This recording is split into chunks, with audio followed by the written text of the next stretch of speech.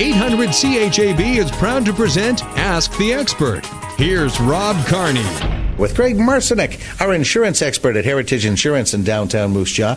And today we're dealing with a topic that we've never dealt with before on Ask the Expert. And Greg, that is robbery, something that is very real, something that can happen, and something that can have devastating effects on victims. That's correct, and we're going to focus today on businesses and just look at what you can do before robbery. It'll be part one of a two-part series here today. So basically what we want to do is have your managers and supervisor's office should always be conscientious of the risk, and as well all the staff, and especially frontline staff, should be made aware of the risk. And robbery prevention procedures should also be reviewed on an ongoing basis, and they should be reminded to staff.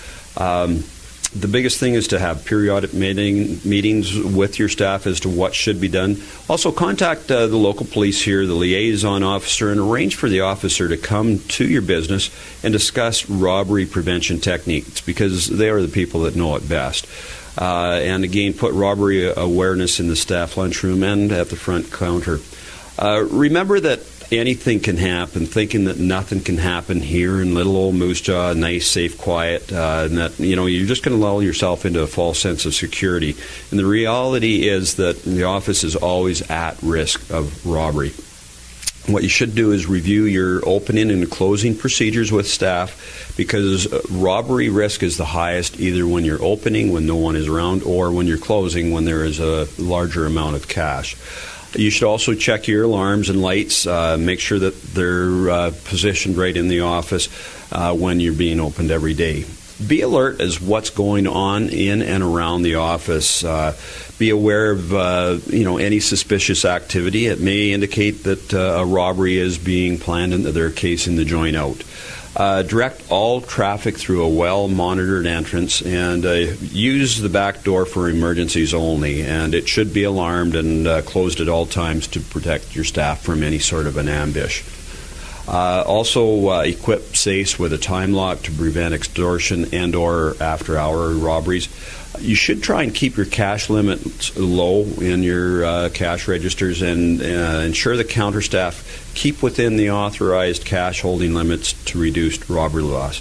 Also, you should test all your electronic and mechanical security equipment regularly, and a camera should be an important tool in actually identifying robbers, and you should view them on a regular basis to ensure that there is quality there so that you can easily identify any of the thefts.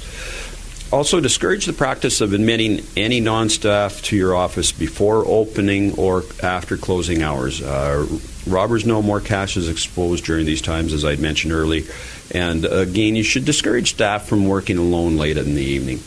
Again, accompany all visitors when they are in sensitive areas in the office and verify their identification. And any unknown to you visitors may be trying to case the office again, and be vigilant to any strangers hanging around inside or outside the office. And again, they could be casing the joint out.